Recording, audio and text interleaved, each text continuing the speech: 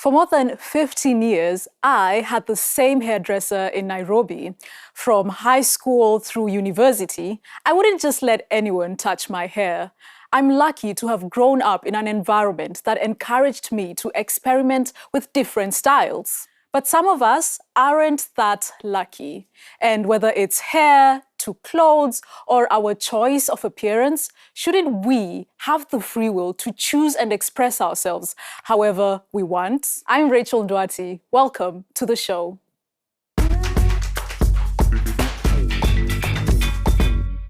Coming up on the show, we look at why dreadlocks spark such strong opinions across Africa. Then, we meet a body painter from Benin who turns skin into canvas. And we explore the vibrant city of Yamoussoukro through the eyes of a local slum poet. Ever got your hair done and suddenly everyone in your circle became an expert on hair? One hairstyle that still triggers serious profiling across Africa is dreadlocks. Black Uhuru once sang, "Rastaman is a peaceful man," but the reality is not always peaceful for Rasta men. Locks are often linked to thug life. In Uganda, a survey of people who've worn dreadlocks found that more than half had faced discrimination or harassment. So why are dreadlocks still controversial? My colleague in Kenya, Edith Kimani, went to find out more.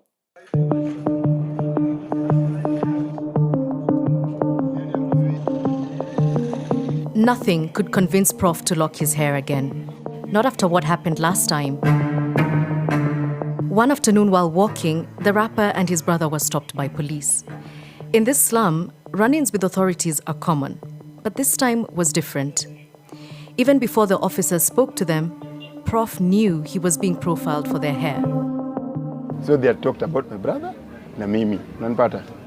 Wewe ndio brother yake? Kuja hapa nikavutwa nikarushwa ndani. And I'm like, tumefanya? Sasa hiyo, sadly, bro ananyolewa na kisu. Si makasi, si mashini. Nishikwe hivi dread zilikuwa refu. The brothers were arrested. A few days later, a sympathetic officer agreed to release Prof on condition that he would shave that evening.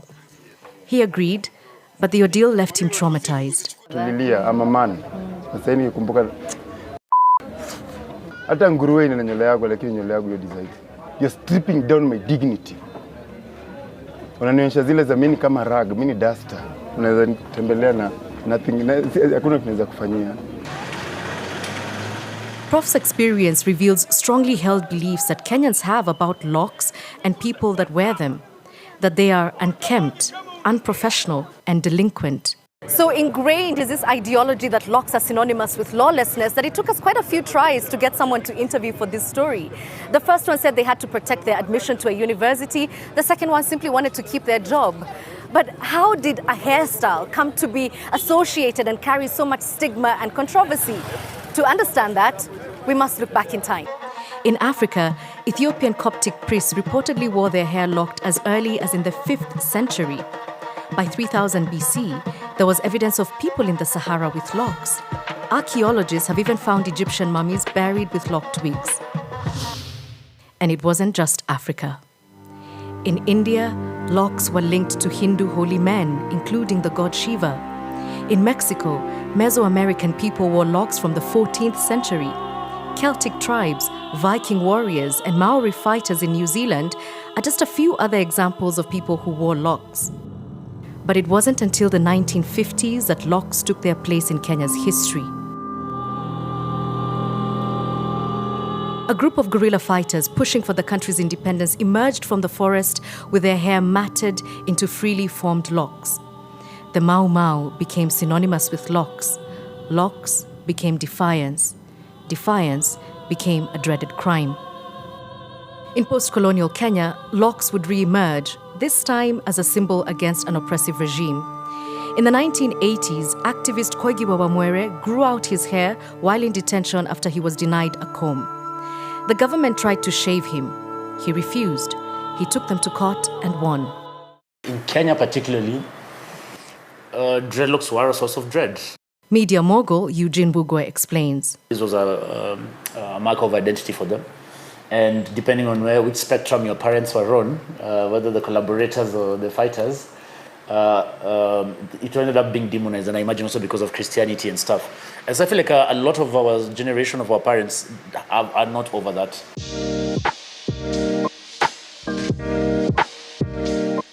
Eugene locked his hair more than a decade ago.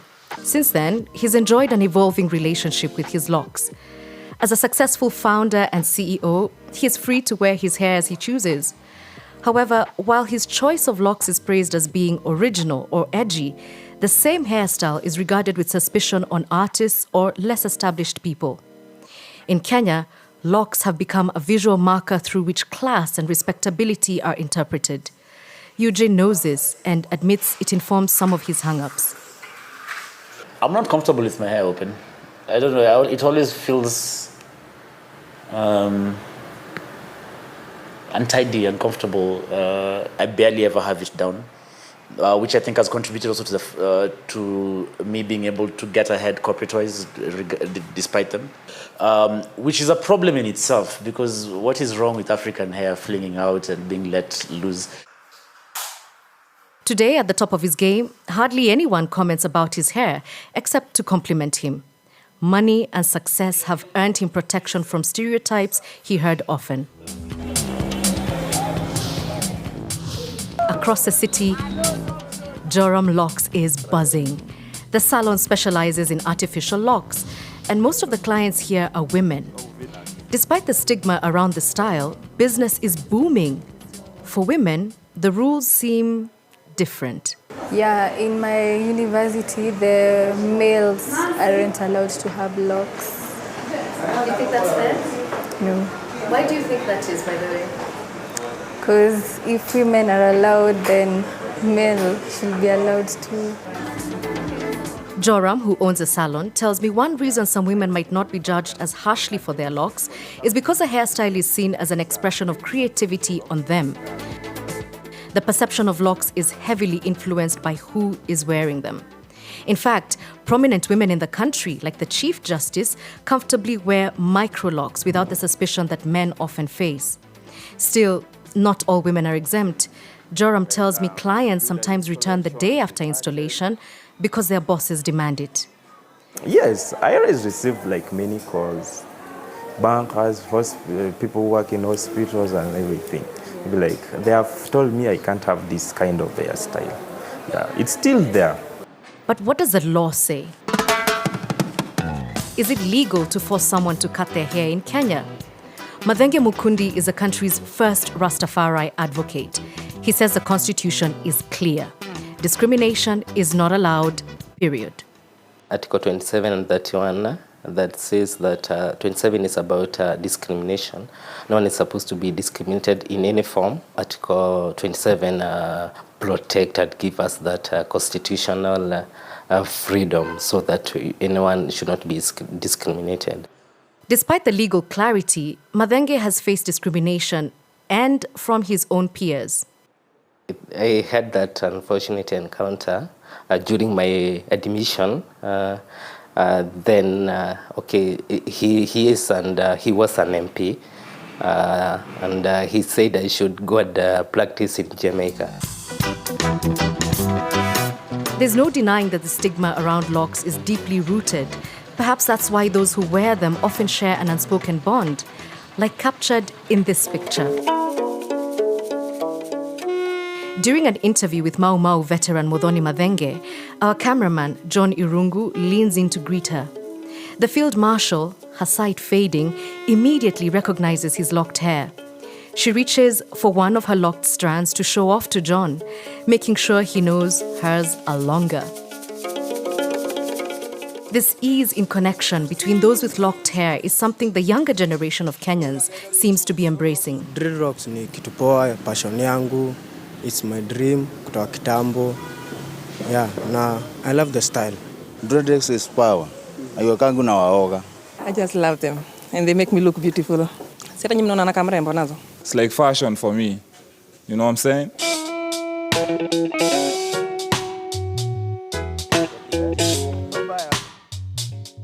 So, what would it take to end the stigma around locked hair? This hair, it's our freedom. This is our hair. My hang-ups come from the comments of our parents, who then hated that because of Mau Mau, and so they sort of like carried that shame forward. And now you have parents who don't view younger people with dreadlocks as an issue. So those ones will probably grow up without their hang-ups. Yeah. But it might be too late for me. In Mukuru, Prof's experience of being forced to cut his hair has left him with a lifelong scar. But he holds on literally to one locked strand in quiet protest.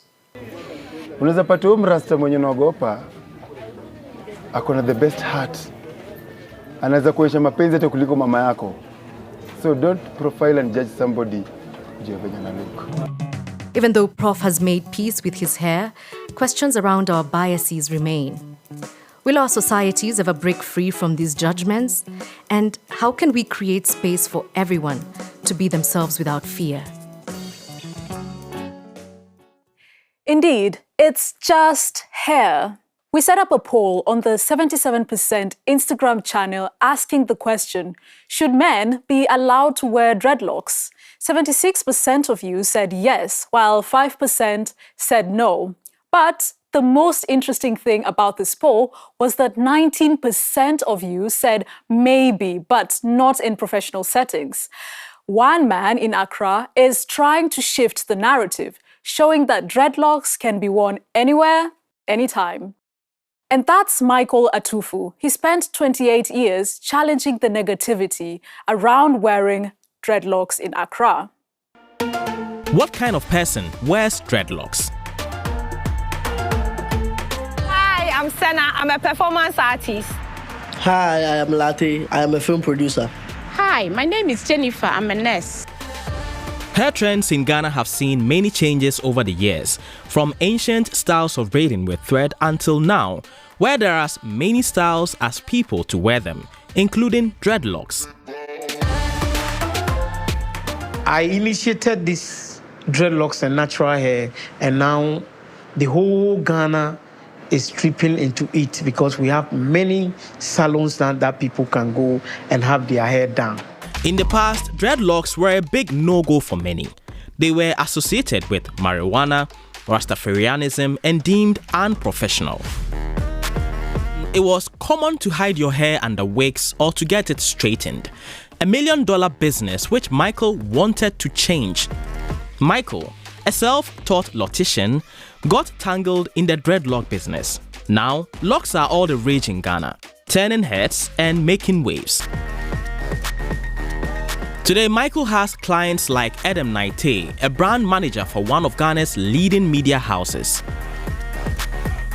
I made a decision to, take off my permed hair and then wear the natural hair. So when I cut it, I was wearing the natural hair like that. You'd wake up, you'd wash it, you'd comb it, and then, I wore that for a while and then decided to lock it. So this locks has been on for 3 years, and I must say that it's been bliss. Michael has opened a school to train both local and international stylists who want to learn his trade. And today, Michael is proud about the role he's played changing minds about the dreaded locks. Because, after all, it's just hair.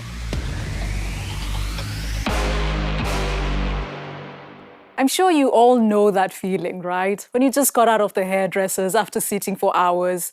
I know it too, after my envisioned hairstyle has come to life. Across Africa, hairstyles are closely tied to identity and self-expression. My colleague Okeri Ngushinatho explains why hairstyles across Africa are such a big deal. Let's talk hair. Whether it's long, short, styled, or natural, it defines our faces, from you and me. To celebrities on our screens, whether it's Diana Ross, Lupita, Bob Marley, Rihanna, or Burna Boy, everyone is crazy about hair. And for good reason. It's a fashion statement. As Black people, we like expressing ourselves in different ways. We like wearing our hair in different ways. A religious statement. I feel like hair plays a very significant role, especially within spirituality. And I don't want to just bracket it and say African spirituality, just spirituality as a whole. Within our African narrative, when there's a funeral, hair plays a significant role where the family may shed off their hair in mourning. and gives a sense of identity. Our hair plays a very important role. It's a statement showing everyone else who we are. Hair is a form of unspoken language, almost like music. Whatever the case, how we wear our hair matters. But have you ever wondered why hairstyles are such a big deal across Africa? Long before the colonial era, African hairstyles often had a language of their own, conveying messages about religion, wealth, age, social class, tribe, ethnic identity, and marital status. The Fulani people of West Africa adorned their hair with intricate braids and beads, signifying social status and personal identity. And the Himba people of Namibia, whose red ochre plates are an expression of marital status. Black people's hair, however, has also been a reason for outrage and controversy. With the coming of colonization and slavery, black hair was often framed as unkempt and unprofessional against European beauty standards. Thanks to black empowerment movements across the continent and in the diaspora, people now wear their hair with pride. And with a plethora of products, an army of hairdressers and barbers, there's always someone around to keep us looking good. So next time you style your hair or admire someone else's, remember, it's more than just a look. And speaking of looks, I wonder what you guys think about body painting. In my culture, body painting dates back to the 15th century. In many African communities such as the Karo of Ethiopia, the Wudabe of Niger, and various other groups, body painting is practiced for rituals, social status, and artistic expression. Artists often used natural pigments like ochre, charcoal, and clay to convey messages or even attract partners. My colleague, Samson Adeleke, visited Benin, where he met an artist turning human bodies into living canvases for storytelling. In the art of Cotonou, Benin Republic, colors are more than beauty. They are stories. Patterns are more than shapes. They are memories. And one young man has dedicated his life to bringing those stories to skin. My name is Lionel and this is my hustle. I've seen your work almost everywhere in town, and I must ask you, where do you get all these patterns from? Je suis d'origine béninoise. I'm of Beninese, Togolese, and Ghanaian descent. So I try to incorporate symbols related to my origins to tell stories, to convey messages, like some related to Dahomey. So Lionel, do you have anything that is related and connected to, Dahomey Kingdom? To see this piece. Okay. Wow. Heritage. It's heritage because voodoo is our heritage here. So I try to depict the portrait of an egungun. In English word, we call this masquerade. And also you can call it egungun in Yoruba. Yes. So you also call it egungun here in Benin Republic. Yes. Wow. I've seen all the patterns. I've seen everything. Yeah. Now I want to see how you translate this pattern into painting. And most especially, I want to see how you paint people's body. Okay, I'll take you somewhere where you'll learn. You will learn how to paint on a body. So, let's go. First of all, I'm used to working in nature. Most of my sessions take place outdoors. That's why Hydrokeke is the perfect place for me. This is our studio. We have the brushes there. We have the colors, then we have the pencils. Okay. These are also brushes. These are pointed brushes for details. The flat brushes are for large patterns. I can see we have the brush, we have the paint, and everything is ready. But I'm wondering, where are we going to paint? Where's our canvas? Or are we painting on leaves or what? No. We're not going to paint on the leaves, but we're going to rather paint on models. They will come now, and you'll see. Right? Yes. Just one dot. It is the beginning of my inspiration. As a beginner, if you want to paint the face, you can start by here. And this. Oh, okay. Wow. Bon, d'habitude, je vais au feeling quoi. Et it depends the face who is in front of me. Oh, okay. Bon, pour un débutant comme toi. For a beginner like you, if you want, you can start from here. You see, like this. You make small dots here or small patterns. Well, yeah, Femi, wow! Guys, can you see that? How do you feel when your friends see you on social media?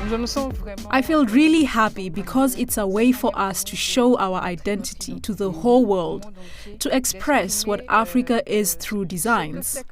Lionel conveys a message that I'm proud to carry and show to people. Whenever you paint like this, how long does it stay on your body? Does it affect your skin? Well, it doesn't last. When you get in the shower and wash yourself, it comes off. It's not dangerous at all. You can remove it easily. So now, are we done? Yes, we're done, but I've got something special for you. For real? You're going to take off your clothes and we'll start. So guys, I'm sure this is the moment you guys have been waiting for. I want to use my body as a canvas. Let's go for it now! In just 5 years, Lionel has done more than painting faces. He is telling powerful stories through art. From working with top music video artists to featuring models that proudly show off Benin's heritage, he is turning culture into something young people can see, feel, and celebrate. And now, look at Lionel, painting the map of Benin Republic, carefully adding the image of Egungun, a spirit that is honored every year during Fudu Festival. It isn't just art, it is history, it's pride, and honestly speaking, it is beautiful. Just look at me. Guys, how do I look? Today, I have learned that painting isn't just about color. It is a connection. Each brush stroke tells story older than we can imagine. My name is Samson Adeleke, and this is my hustle. Keep watching DW, the 77%. I think I should head over to Benin. Looks like a cool place. Speaking of stunning places, every African city has its own vibe. By 2050, 60% of Africa's population will be urban. From Lusaka to Yaoundé, cities buzz with food, culture, and unique economies. Now we shift to Yamoussoukro in Ivory Coast, where slam poet Aboulay Kwame guides us through the city he calls home. Salut! Hello, welcome to my home. I'm Aboulay Kwame, a slam poet known as Pagbanzrele. For those who don't understand Baoulé, that means the cobra. It spits words to beautify and also to destroy. So welcome to my city, Yamoussoukro. In 1983, Yamoussoukro, nicknamed Yakro, became Ivory Coast's new capital, a full-circle moment for first President Félix Houphouët-Boigny.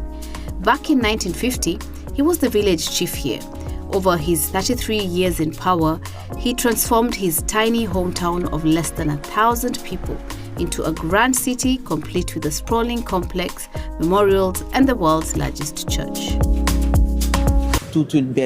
There's stunning nature and wild greenery here in front of the president's house. Fascinating.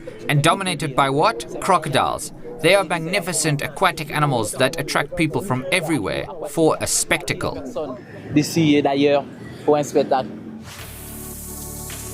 The Basilica of Our Lady of Peace is Yamoussoukro's main attraction. Construction began in 1985 and took only 4 years to complete. It is the world's largest church, followed by the St. Peter's Basilica in Vatican City. Pope John Paul II consecrated the structure in 1990, accepting it as Houphouët-Boigny's gift to the Catholic Church. Now it's time for lunch. Pagbanzrele brings us to have a local delicacy, futu, made from pounded cassava, plantains, and salt. He orders it with gazelle meat in a spicy soup at one of his favorite places in the market. Coming to Yamoussoukro without trying bushmeat and futu? That's sacrilege. Next, we meet young Baoulé weavers who are keeping up the tradition of ancestral textile craftsmanship.